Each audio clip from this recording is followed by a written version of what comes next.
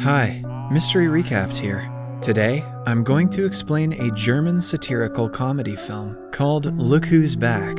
Spoilers ahead. Achten Sie und achten Sie darauf. The beginning of the movie is set somewhere during the Second World War in Berlin. The Führer, Hitler, is with a behavior coach named Keppel. Hitler expresses his disagreement with the gesture of people's greeting to Keppel. He complains that though the Nazi salute is out-fashioned, people need to at least raise their hands up to the wrist and show respect. Then, he narrates that he has done everything humanly possible to destroy the foundations of the enemy who desecrated their soil. He finds Germans' existence incomprehensible and finds it alarming that he is here, too. In the following scene, he wakes up on the ground, somewhere in a forest. Looking up to the sky, he sees that the enemy aircrafts are missing and guesses that they might have taken some rest.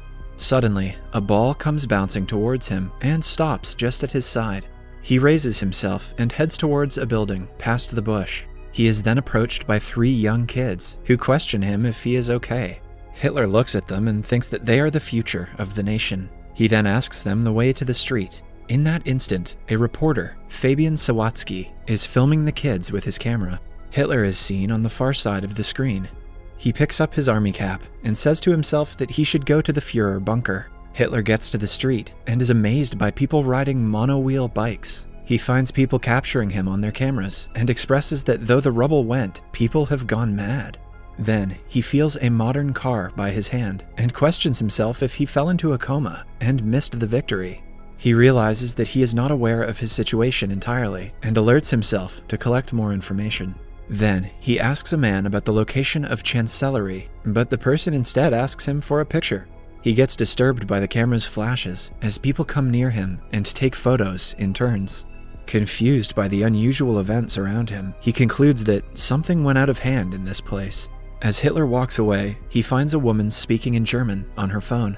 He comes closer and asks her about the current date, but the woman is terrified and sprays his eyes. Hitler cries in pain as his eyes get reddish and his vision gets blurred. He stumbles and walks to a newspaper shop nearby. He gets shocked to see the date October 3rd, 2014 written on the paper and falls to the ground at once. Somewhere else, the boss of a TV station, Karner, praises Mr. Christoph Sensenbrink for his excellent job as the deputy's head. He proposes a higher solution, but instead announces another worker named Miss Katja Bellini as the managing director. Due to this, Christoph is shocked and dissatisfied. He comes to his office and vents his anger out at a struggling filmmaker named Fabian. Despite Fabian's best attempts to convince his boss, he gets fired and thrown out by the guards. Sometime later, Hitler wakes up at the news shop and asks the owner about the date. He confirms that it is in fact 2014. A confused Hitler questions if the shopkeeper has kidnapped him and suspects that this is all a trick play of the enemy's secret service.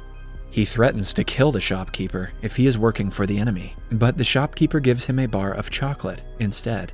Hitler opens it after quite a struggle and sniffs it. He declares it to be industrially pressed grain and questions the shopkeeper if there is still a shortage of bread.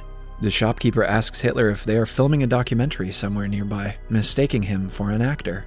The shopkeeper then says that he looks exactly like the Führer, to which Hitler replies that he is the Führer. After that, Hitler sees the Turkish newspaper and asks if the shopkeeper has Stürmer or Panzerbar. The shopkeeper says that he has more Turkish customers. Hitler is astonished at the presence of Turkish people in Berlin. He then starts collecting information from the newspaper. While reading it, he assumes that he didn't win the war in the past, and Germany was given to the hands of clumsy women having the charisma of a wet noodle. He further laments the existence of Poland and concludes the war to be a total waste. Meanwhile, Fabian looks upon his video reporting about soccer and sobs, sad at the fact that he was fired. Don't worry, Fabian, in a couple years you can get a job on YouTube. His mother calms him and asks him to pause the video, noticing Hitler behind. Fabian is amused at the discovery of a person who looks so similar to Hitler. Back in the shop, the shopkeeper asks Hitler to keep the newspaper aside and stand outside. Hitler grudges at being asked to work. The shopkeeper suggests Hitler clean his clothes, for they stink. He then goes to a laundry place and asks them to clean his uniform. Hitler asks if they have another uniform, since he cannot walk away naked. Hitler doesn't understand that he's in modern-day Germany now, and nudity is no big deal. Next, we see Hitler walking to the news cellar with jeans and a sweater on. Hitler's looking bussin'. Fabian, on the other hand, has somehow managed to find him and is waiting for him in the shop. After getting a look at Hitler, he is amazed at his appearance. Fabian asks Hitler if he can film him as he marches through modern Germany. Hitler agrees with the idea. Fabian takes up some cash and a car from his mother and begins his journey with Hitler. The two end up in a hotel where Hitler gets amused at seeing the television. He then decides to talk about politics in Fabian's presentation. He goes to places asking people regarding their views on politics. After the interviews, he finds that there was minimal impact of democracy upon people during his absence. He inspects discontent and suppressed anger in people, which reminds him of the 1930s, when people had similar views but lacked the term political disenchantment. People tell Hitler about the problem of immigrants in the country, making Hitler push his idea that mixing the races doesn't work. Later, Fabian asks Hitler the source of his unique mustache. Hitler replies that he cut his mustache to a shape that fits a gas mask. A while later, the two end up on a farm, where Hitler gets bit by a dog. He is enraged and shoots at the animal. Fabian scolds him and seizes the gun. As the tour goes on, Fabian eventually runs out of cash, but he thinks of a plan and convinces the passers-by to have their sketches drawn by Hitler. Hitler finally gets to exhibit his creative side and draws sarcastic pictures, which people find funny and pay for. They continue their trip after collecting enough money. Back in town, Fabian shows a clip of Hitler to Christoph. The video has a lot of views, as Fabian has uploaded it to the internet. Christoph is impressed by the large number of views on the video. He asks Fabian for Hitler's name and contact number. After meeting him, Christoph suspects Hitler to be a lunatic and asks Fabian to take him away from his office. Before leaving, Hitler enters the director's office and asks her to save Germany together with him. Interested by the idea, Bellini asks him about the plan. She quickly asks her assistant to prepare a proper TV format for broadcasting the Führer on listening to Hitler's idea.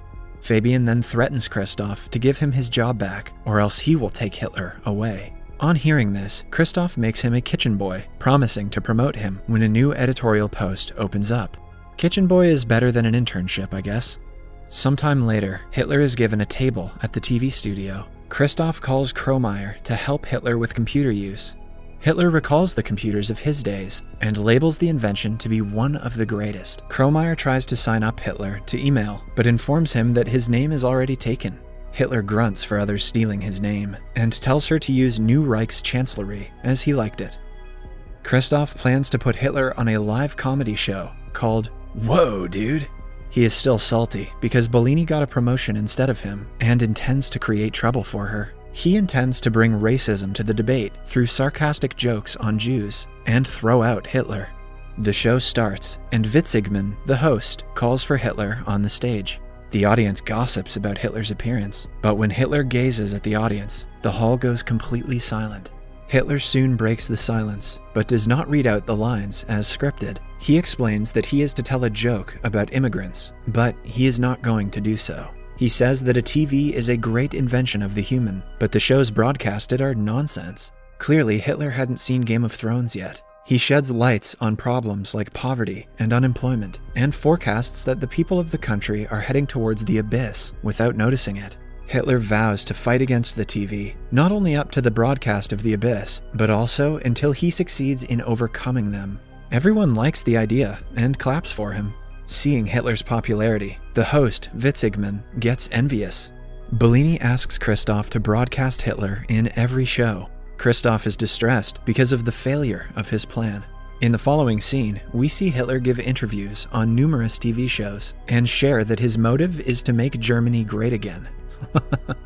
Wow, this movie was ahead of its time. His popularity grows immensely, and he meets several people and party leaders. He starts charming them all by sharing his ideas. One day, Hitler and Fabian visit NPD headquarters in Berlin. He calls for Ulf Birn, the federal chairman of NPD, and asks him what his cause has achieved so far. Hitler belittles him and says that they have wasted enough time, and the movement is taken aback by decades due to their words. Christoph gets excited and happy when the cops and district attorney, DA, appear at the TV studio. They explain that they are here for a complaint of charging violation of hate laws. Bellini asks what they are to do then. Quickly, Christoph pops that they might need to cancel the Führer show. The DA says that they can keep the broadcasting on. Bellini takes a sigh of relief, while Christoph fakes his smile. After the DA leaves, Kromeyer hands over a letter to Christoph stating the payment of the dog, which Hitler had shot earlier in his trip. Christoph receives the letter happily, believing it might be a way to cause trouble. Next, Hitler is put on a TV program where he is asked direct questions about his different roles in the war. Hitler responds that he wants to reach out to people, but the interviewer tells him that all his deeds cannot be justified. He shows him the clip of him shooting the dog. The video disturbs the audience. Hitler is angered and threatens him that he would do the same to him. He further says that he will turn their studio into a parking lot for tanks. Christoph gets happier, seeing people's negative responses. After the disastrous interview, Bellini is fired, and Christoph is appointed as the new manager. After that, Hitler goes to Fabian's house and starts living with him. He expresses amusement at the path taken by destiny and starts to write his second book. The book soon hits the market. 3 months later, at the TV studio, everyone sits in a meeting where the massive loss that the company has gone through is discussed. Christoph believes that Witzigmann's show will put them back on track, but one employee informs him that he has quit his job. Christoph gets tense and mad at the selected employees for losing the show. One of the staff suggests getting Hitler back, which interests Christoph. He looks for Hitler again and offers Fabian that he will invest $1 million in the film that Fabian and Hitler are shooting, if, in return, they let them broadcast the movie on their TV station. Hitler and Fabian come to Kromeyer's house, where Kromeyer's grandmother identifies Hitler. She claims that Hitler gassed all the people up and killed them. She calls him a criminal and shouts at him to get out. In the car, Hitler shares that he is surprised at Kromeyer being a Jew. He starts to belittle Jews, calling them less of humans. Fabian gets disappointed at Hitler's actions and his words. Back in the set, Fabian gets Hitler to replay how he got to the place. He asks Hitler what happened before the ball came rolling to him in the woods, but Hitler cannot remember it. Later at night, he walks off the set and is surrounded by some thugs. They call him the reason to take Germany back and give him a hard blow on his face. As Hitler opens his eyes, he finds himself in a hospital in front of Bellini. At the same time, Fabian looks over the footage of the video he captured about the boys and soccer. He watches it closely and finds Hitler rose from where he was lying. Fabian gets amazed at what happened before it. He quickly goes to the place and finds a board at the location, stating the historical location of Führer Bunker. Fabian rushes to the hospital, but does not find Hitler. Bellini says that he is headed to the shooting set. Fabian reveals that he is the real Adolf Hitler, but Bellini does not believe him. Fabian acts mad and tries to explain his theory hysterically. The guards try to catch him, but he flees. Fabian then reaches the set and aims a gun at Hitler.